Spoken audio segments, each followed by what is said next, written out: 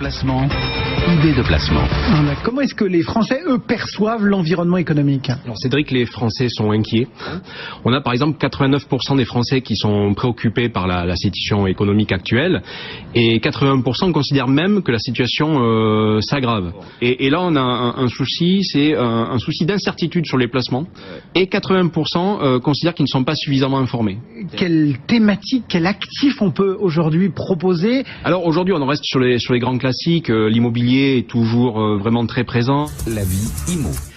Comment fonctionne une SCPI? Parce que c'est important dans ces temps un peu troublés sur les fonds euros, etc., que les gens comprennent ce qu'ils font et ce qu'ils achètent. Avec 3 tableaux très simples, on leur montre où trouver de l'argent, comment acheter les bons biens immobiliers et comment trouver le bon locataire derrière. Et régulièrement, vous venez surveiller, scanner, vérifier un petit peu toutes les données de ce monde des SCPI qui séduit beaucoup d'épargnants. On est à 4,70 de rendement pour la SCPI. C'est une performance qui est tout à fait satisfaisante. Dans un environnement où l'épargne rapporte peu, c'est tout à fait intéressant. Où est-ce qu'on peut aller chercher de la performance aujourd'hui, Jonathan, dans ces SCPI? Alors, on a fait un petit exercice pour intégrer le placement. Et ce qu'on voit, c'est que les performances en termes de rendement sont meilleures pour les sociétés de gestion indépendantes, presque 5%. Là où pour les sociétés rattachées à des groupes bancaires, on est plutôt proche des 4,60. Donc on voit que c'est vraiment important de se positionner, pourquoi pas, sur des sociétés de gestion indépendantes. Et une autre façon aussi peut-être d'aller chercher de la performance, c'est aussi de se positionner sur le pan européen. On voit que la performance moyenne des SCPI européennes, 5,33. Donc vous voyez, on est largement supérieur aux 4,70.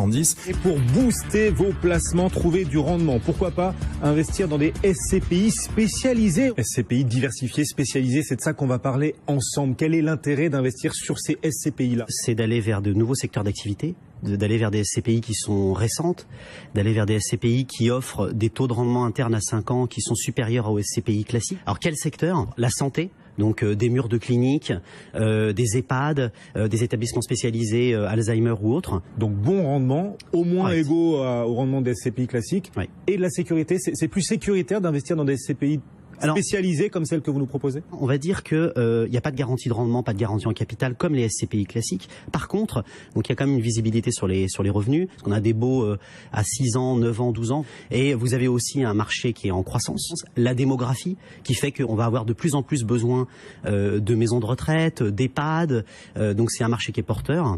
Il peut y avoir un ralentissement économique, ces SCPI-là a priori n'en souffriront pas. C'est ce que je disais au départ, elles sont moins corrélées à l'économie traditionnelle.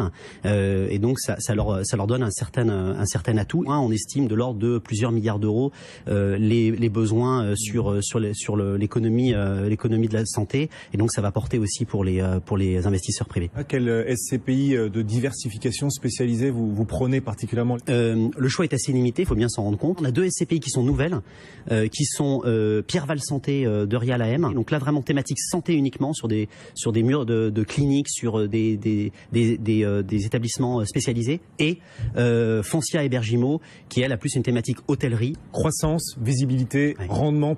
Idée de placement. Placez votre argent de façon à le rendre utile à la société. Ça s'appelle l'ISR, l'investissement socialement responsable. Vous investissez dans des entreprises ou des produits positifs pour la collectivité et en plus c'est rentable. La santé a été un des domaines sur lesquels nous on s'est particulièrement intéressé depuis un certain nombre d'années.